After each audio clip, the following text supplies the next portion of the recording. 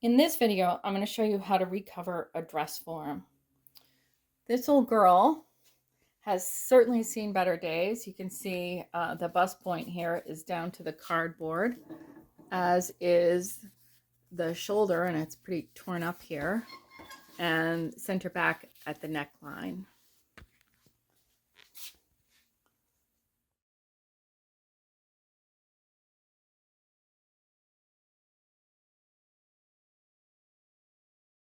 For this project, you'll need tape, a permanent marker, a screwdriver, regular pliers, needle nose pliers, some kind of glue, a hammer, a staple gun, heavy thread and beeswax, and tailor tape. You'll also need muslin or some kind of draping crepe, press-on tricot, soft interfacing with glue on the back, baby flannel, polar fleece or felt, red edge linen. This is very specifically red edge linen from Whaley's in England. If you don't have that, you can substitute a heavyweight fabric, but it doesn't work as well. A spray bottle with plain water in it.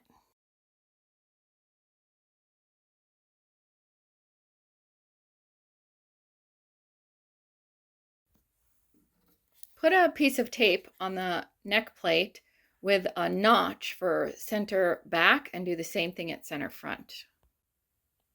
Mark the shoulder plates left and right.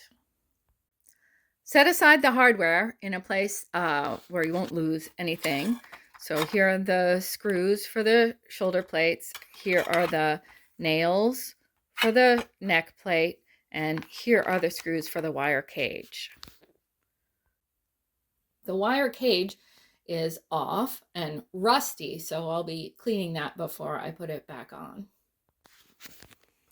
The most difficult part is prying the neck plate off because it's put on with two nails that sit flush to the plate. I used a screwdriver to slide underneath and pry it away from the neck of the dress form. Now I'm going to go around and pull off the waist tape and any of the little nails or pins on the rest of her body.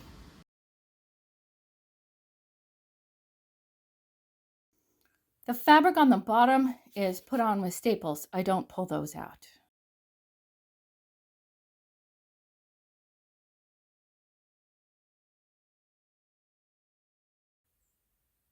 So here's the cover draped. Notice that center front is on the straight grain. Center back is on the straight grain.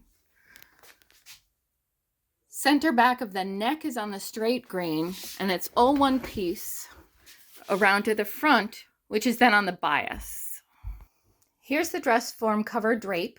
I'm going to cut it with 1/2 inch seam allowance everywhere except the side seam, where I'll leave 1.5 inches, and the hem and the top of the neck, where I'll leave 2 inches.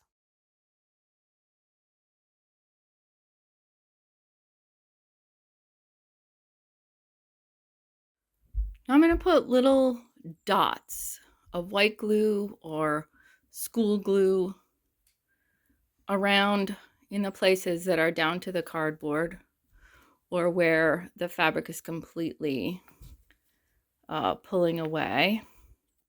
I don't want it slathered in glue because I want to be able to pin into it later.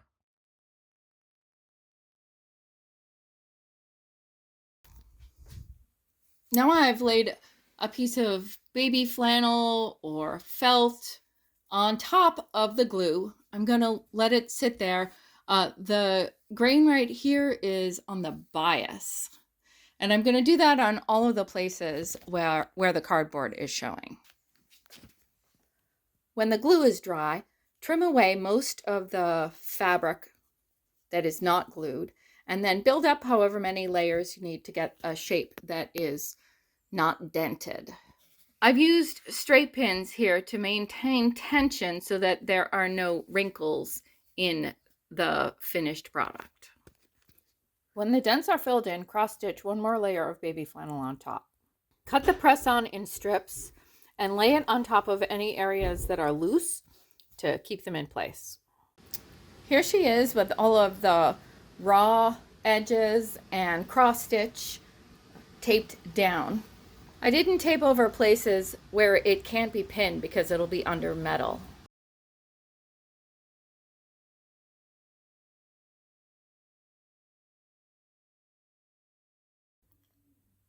Stitch all the pieces together, leaving the side completely open. And then pull it down over the neck as low as you can get it and use the nails that you pulled out previously to anchor the center front and the center back. And then add a few more down the center front and center back, pulling down so that there's tension from the neck to the hem. You definitely need a nail between the bust and at the waist, and then pull to the sides and anchor at the waist at the side front and side back seams as well. Don't worry if there are slight wrinkles. These will shrink out when we do the second to last step. But you do want to pay attention to make everything symmetrical. Pin the sides closed, just pinned, making sure, again, go back and forth, getting everything symmetrical. Then starting from center front and center back, pull the hem down as tight as you can, but also keeping everything flat going this way till a couple inches from the side seam. Leave it open on both sides, both front and back. Trim the side seam allowances to 1/2 to 3/4 of an inch and turn the seam allowance under, leaving a slight gap. With a double wax heavy thread, do 2 whip stitches and 1 lock stitch down the side seams.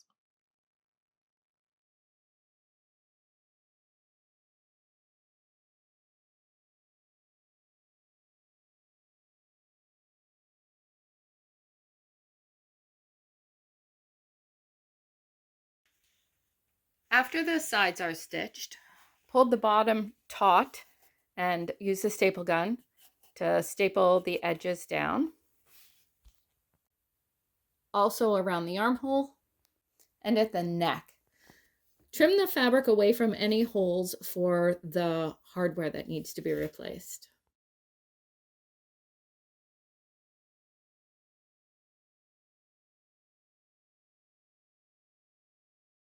Put the cage back on the bottom of the form and slide it back onto the stand.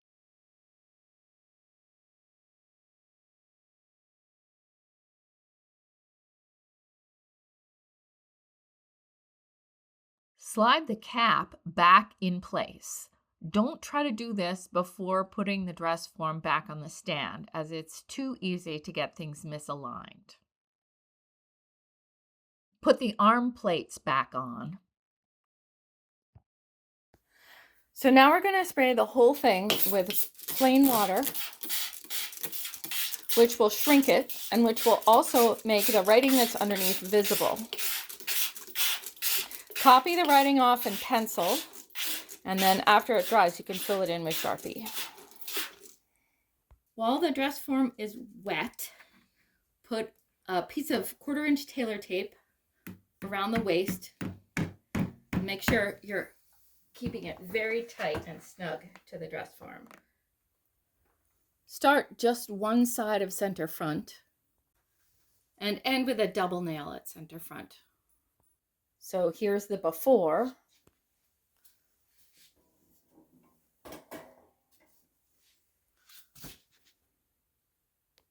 And here's the after.